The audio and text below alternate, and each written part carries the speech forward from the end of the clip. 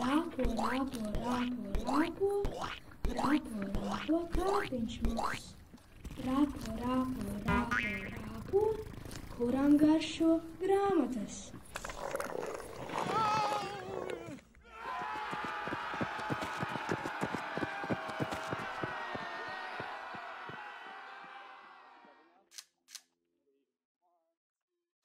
Inese Zandere, burtu tārpiņš.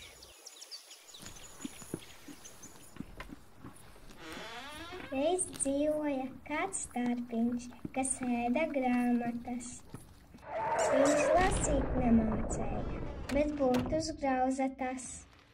No rīta agri brokastīs tārps ēda A un B, tad nosnaudās vēl kādu brīdi un nogaršoja C.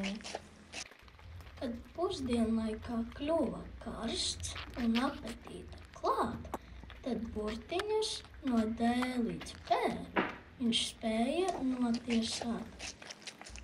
Bet vakariņas ēdot tārps tika jau līdz V. Ja naktī sagribējās ēst, tam atlika vēl Z.